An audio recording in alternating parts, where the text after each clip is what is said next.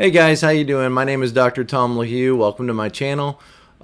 This is a channel about all kinds of things to do with the Enneagram and getting along with people and being healthier versions of ourselves and improving ourselves, understanding ourselves, all those kinds of topics. So before we get started, just a reminder, in the description below is a link to my website, tomlahue.com. You can book Enneagram coaching appointments. You can also check out the certificate programs. These short, intensive programs are designed to help you become an Enneagram coach yourself, or there's one on relationships and helping people have better relationships. And there's a new program coming on the Enneagram and the Christian life that I'm working on. It'll come out in October. And I've been spending a lot of time working on that course. It's just a short 6-week course, looking at how the Enneagram can help us in terms of living out our faith and seeing our weaknesses, our strengths, and relating to God and relating to others. That notebook that I've been putting together is already, I think, 40 pages single spaced. So it's a lot of information. I'm still not done adding to it, but then I'm going to have to go down and weed through it and kind of sort out the most important part of that information. Been spending a lot of time in reading. And so although maybe I haven't been putting out as many videos, it's not because I'm not busy, okay? It's not because I'm not thinking and working and taking in all the information and still doing coaching appointments, usually doing about 7, 8, 10 coaching appointments a week. I don't know what this video is about. We'll see what happens. I'll have to figure out what the title's going to be, but I just wanted to kind of like check in with you guys this week. Nothing in particular, no real topic in particular. Just kind of keep you informed and keep you updated as to what's going on. All right, so thanks to my patrons. I really appreciate your support and help for the channel as well. I would like to call your attention to the playlist. If you go to YouTube and look, on the menu on my channel and look under playlist, you'll see that I have a playlist for every type. And so if you're new to the Enneagram and you're trying to figure out more about your type or the people that you're connected to in life, you can always go to the playlist. And, I think I have probably 8 or 10 videos on every type, and they're pretty long. I mean, I love the teaching aspect. I love learning. I love information. I love sharing information. And so I would encourage you, if you're just starting out or you want more information about each type, just go to playlists and look up, playlist for type 5. And like I said, there'll be 8 or 10 videos there, and I'm always adding to those about each type. Videos about that type in relationship, the subtypes of each type, the wings of each type, the paths of integration and disintegration. A lot of content, and I would encourage you to check it out. Maybe, it'll be helpful to you. That's my hope, is that the information would be helpful for you. And you may not realize that there's a lot of videos on this channel and a lot of information. So just reminding you that is available to you. I was thinking a little bit more about this topic. By the way, I got to do something I've never done before. Last Sunday night at our church, we had what we call an open mic night, which is just when people can come and do whatever nonsense or talents they have, sing a song. It's a little bit like karaoke. I did a comedy routine. I've never done that before, but I put together a comedy routine. I didn't record it, so I'm not going to put it on YouTube, but it was about 20 minutes. It lasted about 20 minutes, and a couple of years ago, I typed out a comedy routine, just a bunch of ideas that went through my head of nonsense, and typed it all out, and I hadn't really looked at it in 2 or 3 years, and then when somebody asked me about they were like, you should do a comedy routine. I was like, well, actually I have one I wrote up. So I think it's like 20 pages. So I only used maybe a fifth of the material that I had typed up, and I spent the last couple of weeks editing that. It was ended up being about 9 pages because I added and added and added to it. And every time I would read it and read through it and think about it, I would think of other things to add to it. And so that was really a lot of fun. I really enjoyed that. I'll have to think about what I can do with that now. I mean, now that I did it once, I mean, what do I do now with it? Do I put them on YouTube or what? Who knows? But anyway, I really enjoyed it. It was a lot of fun, and it feels great to make people laugh. It feels great to it's type 7 stuff, I'm sure. But anyway, I just wanted to let you know about that goofy stuff. You got to try things. You got to try things. Don't think you can't do stuff. Not everything's gonna work in life, but people have hobbies and they do things that they enjoy. And so I would encourage you, if there's something that's maybe that you've been thinking about trying, by all means, don't let fear stop you, or don't let what will they think? Oh no, what will they think? Don't let that stuff stop you, because you might find something that you truly enjoy. All right, so I was thinking a little more about this sensitive people, right? I made a video last week. It's on the channel about very sensitive people, and in that video, I was primarily thinking about type 2 and 4 and maybe a few other ones. There might be some 6s in that.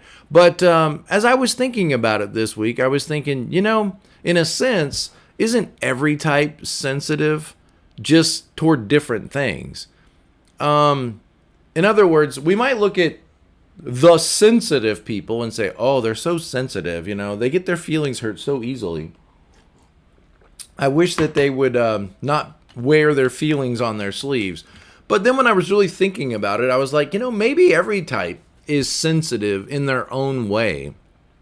And it just looks different. So other people might not necessarily think of them as sensitive, and they might not think of themselves as sensitive, but let me just show you what I mean. And I don't know that I've thought this through for every type, but let me give you an example. Okay, so a 2, we might think of them as very sensitive people. Like they're very cautious and careful in how they say things because they don't want to upset people. They want to be pleasing, and so they might think of others as often being insensitive because other people just bluntly say whatever and hurt people's feelings. And so the 2, who's a very sensitive person, might look at an 8, for example, and think, wow, they're so insensitive. But what I want you to see is that, or what I'm seeing, I should say it that way, is that in their own way, 8s also are very sensitive people, just not in the same way. Okay, so for example, let's say an 8 who thinks that wearing masks is nonsense, okay? They walk into a Goodwill store and they don't have a mask, and everybody in the store is wearing a mask. And the employee at Goodwill turns to the 8 and says, ma'am, I'm sorry, but you have to wear a mask in the store. Watch that 8 be sensitive. What my guess is, what my experience is that 8 will think, are you freaking kidding me? This is ridiculous. I have to wear a mask in Goodwill? These clothes aren't even washed. Who knows what's on these clothes? And you're telling me I have to wear them? I can touch all of these clothes that have been in people's houses, but I have to wear a mask? Now, in that moment, if that person was a 2, I imagine the 2 would say, oh, I'm sorry, let me put that on. And not be sensitive to someone else telling them what to do. But watch that 8 be very sensitive to someone telling them what to do. Someone that they don't respect, someone that they think that they might look down on, who doesn't have the authority to tell me what to do, is trying to coerce me to do something I don't want to do. Watch that 8 be very sensitive to that. Or imagine them, walking into Thanksgiving dinner and somebody saying, oh my goodness, Trump is a big idiot, or oh my goodness, Biden is a big idiot. Watch that 8 be very sensitive to that conversation and then jump in and feel like they've got to be a part of that. So I just want you to see that it seems to me that every type is sensitive in its own way. Let's take 9s, for example. Let's say you're at that Thanksgiving dinner and somebody starts talking about politics or religion or something that is, awkward, something that makes the room awkward, like somebody's venting their anger or, upset that their kids aren't going to church anymore or whatever. Watch that 9 be very sensitive to that shift in the environment where things become now awkward and conflict is developing and people are aggravated with each other and people are taking sides. Watch that 9 be very sensitive to that and try to mediate that, try to calm it down, try to talk people down, or maybe even just vanish themselves. Maybe just, I've got to get away from here. Oh, look at the time. I've got some things I've got to take. Got to take the dog to the groomer. I got an appointment. What are you going to do? Watch that 9 tend to be sensitive to the air of conflict in the room, and then try to adjust themselves out. Okay? Watch the 1 be very sensitive to things not being done correctly, to statements that are incorrect, to people not being responsible, to people not showing up, or if anyone implied that the 1 themselves did not put things away, do things correctly, wasn't being responsible, or were taking a turn as an organization to a shifty, shadowy direction. Watch that 1 be very sensitive to all of that and say, nope, I can't be a part of that. Nope. Other types might just, like a 9, might just bend along with that. A 2, a 3, they might just be able to bend along with that in order to not cause problems. But watch that 1 be very rigid and sensitive to someone saying that they weren't being productive or that they didn't do their share or they didn't step up to the plate. Watch that 1 be very sensitive to that. And we might imagine this all around the Enneagram. 5s. Suppose I said, hey, roommate number 5, I asked 5 of my friends to come over and play loud music and be annoying and laugh at all of my hilarious jokes. And I hope it's not an intrusion on your space. Watch that 5 be very sensitive to loud music and lots of chaos and noise if they're not in the mood. I was just at church last night. We started a Thursday night service, and there was an older gentleman that's a 5. My dad was a 5. There was an older gentleman that was a 5, and some of the music was playing out in the lobby. And, before the service starts, we have music that plays, just sounds like radio music, and the music was playing over the lobby, and he stopped me. Could you turn off that noise? I was like, oh, man, there's my dad right there. Turn off that noise. It's not music, it's noise. Because we like noise. We turn noise on because noise. But see, to that 5, that's sometimes overly sensitive to information coming at them, music, volume, children laughing, all those bah humbug things that need to stop in this life. You might upset the 5 because they tend to be very sensitive to their space being intruded on. To loud volume, to, hey, roommate, I hope my 5 friends coming over and, sitting on your chair and writing on your pad of paper, I hope none of that bothers you. Turning up the radio really loud, eating your chips, I hope that none of that. Watch them be very sensitive to that kind of shift in the environment. Now, you might tell a 5 that you might be abrupt and direct with a 5 and not offend them like you would a 2. And you say, oh, the 2 is very sensitive. The 5 is very insensitive. Really? I think maybe this sensitive thing is just, we're all sensitive to certain things. A 7. Suppose you wake up on your day off and, hey, we're going to go get to do something. It's sunny. It's bright. What are we going to do? Oh, sorry. I forgot to tell you that we have doctor's appointments all day. So I hope you don't mind sitting in the doctor's office for 5 hours.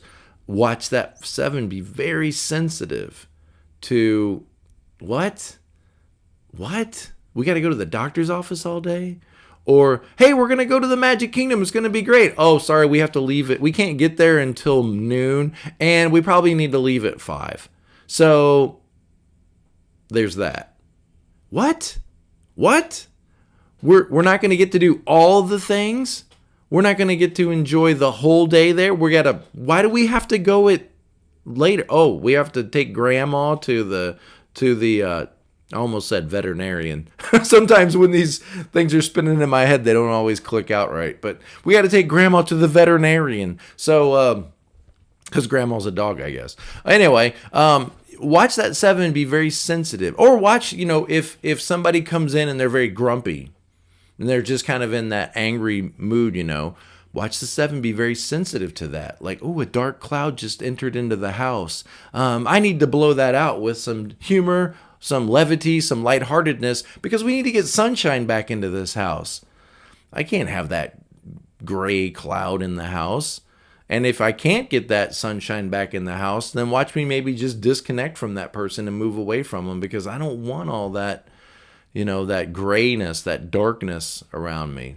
Or put a 7 in the middle of a funeral and watch them get uncomfortable, watch them tear up and maybe try to bring humor into the situation, because they're very sensitive to those sad, dark, frowny, limiting things that restrict our freedom. So 7s can be quite sensitive too.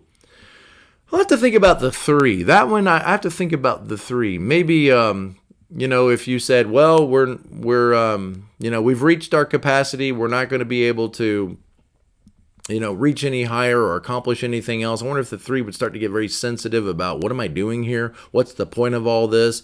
Maybe it's time for me to quit. Maybe it's time for me to move away. I think I've reached the top of my pay scale. There's nothing left to strive for. I don't know, I have to think about the 3 a little more. That one doesn't seem as obvious to me, but I'm sure to you guys, some of you guys that might be 3s or relate to 3s, you might immediately think of how 3s can tend to look, sensitive, or what might trigger them. 6s, any type of threat, or, imagine somebody coming into that 6s environment and saying, oh, sorry, we've had a lot of cutbacks, a lot of setbacks. We're probably going to have to let a few people go. Have a nice weekend. We'll talk about it at a meeting next Monday.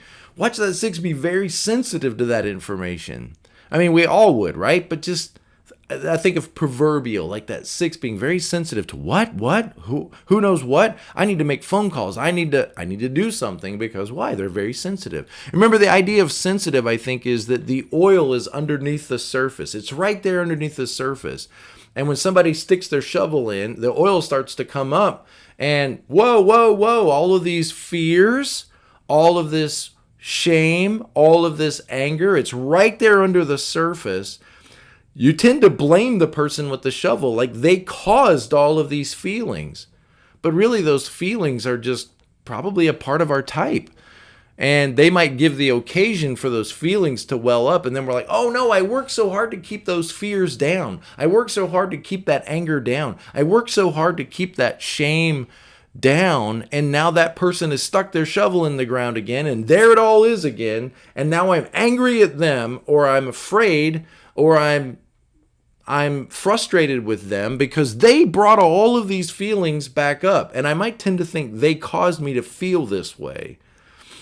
And I think that at the end of the day is the most helpful part of this discussion is, I don't know that other people have caused me to feel something. I could say maybe they were there when it happened. They maybe initiated, maybe that's a better word, they initiated this response. But it's helpful for me to realize, all these feelings are there under the surface, and they're my feelings, and I need to own them, and I need to observe that, and then I need to work to understand, sit with those feelings, and then, come up and develop some way of processing those feelings in a more helpful way, rather than, you did this to me. That's not, at the end of the day, that's not productive, right? But that's what we do. That's what people do. You did this to me. You made me feel unloved. You did this to me. You made me feel like we can't do anything today. You did this to me. That's what we tend to do. And when we get into that, you did this to me. No, well, what about you? What about you last week? Remember last week, you? And then we just start bickering and arguing with each other, and really nothing in our life changes for the better. At that point, we probably ought to just be quiet, take the lesson from the 9. Maybe I just shouldn't say anything right now. Okay, so interesting stuff. You made me feel this way. Those feelings just lie right there under the surface. They're attached to our personality. And if we can understand that, maybe they don't have to control us so much. Maybe we could be a little more free. Maybe we could have a little more options. I would say as a 7, we would have more options to choose. An 8 would probably say we would have more control over ourselves. The 9 could say maybe we'd be at more peace in life. I think we would all probably want to get to the goal that is attached to our type. 6, we would be more secure. We would have more support. We'd be able to support ourselves better. The 5, we would be more logical and rational. If we could think a little more like this. The 4, we would know ourselves better. The 3, we could be more productive. And anyway, it's interesting. It's so interesting. Anything else? Well, I think that's it. Seems like there was one other thing I was thinking about with that discussion on being sensitive. Being sensitive is not a bad thing. Again, I think now that I really put some time thinking into this, I think we're all sensitive. We're just not sensitive in the same way. Being sensitive is not bad. It just shows you what's underneath the surface of your shell. It just shows you what your fears are. It shows you what you're wrestling with and struggling with in life. And if you trigger or initiate those sensitive feelings in somebody, it gives you a little glimpse to what they're struggling with in life.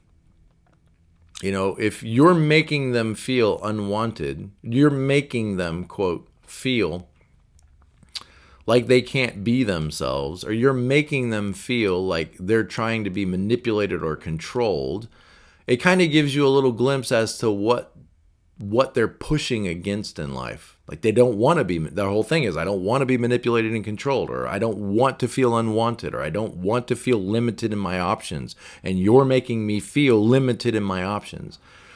And so if you could hear that with some compassion rather than, what did I do? Are you kidding me? All I said was, we need to take grandma to the vet. You might, instead of coming back with a defense, you might take it as an opportunity to, this person is kind of showing me right now what lies underneath the surface, what they're working very hard to try to suppress and minimize in their life. What their constant struggle is. They're showing me that, and I could pay attention to that. And rather than be offended, I might learn what offends them, and then maybe be able to relate to them in a little more positive way, and hopefully, with time, be able to show them the truth and reality about themselves if they're eager and willing to listen and learn for themselves. Okay, well, that was a video about nothing. Maybe I'll title it that. A video about nothing, like Seinfeld. All right, guys, thank you. Like I said, I'd love for you to consider one of the certificate classes. They have been going fantastic. We have another coaching certificate coming up in October, as well as the Christian Life, Enneagram and Christian Life certificate. I think that will be our 9th time going through the Enneagram coaching. Usually we have 10 to 20 students in that Enneagram coaching class. So it's a great group, super exciting, fun. Have enjoyed, going through that information with the 8 groups that have gone through it so far. There's also on my Facebook page a group page for people who go through one of my certificate classes, student page, and there are student interactions that you can participate in that my daughter Grace leads. And so, just different points in the calendar, we pop up hey, there's going to be a Enneagram discussion on this date for an hour. If any of you former students want to jump in and just talk, because sometimes we can wear people out with Enneagram talk because other people just may not realize the benefit of it and don't appreciate it, and sometimes they get tired of us talking about it. So we talk to each other. Okay, guys, take care. Blessings. Be present to life. I'll see you next time. Thanks. Have a great week.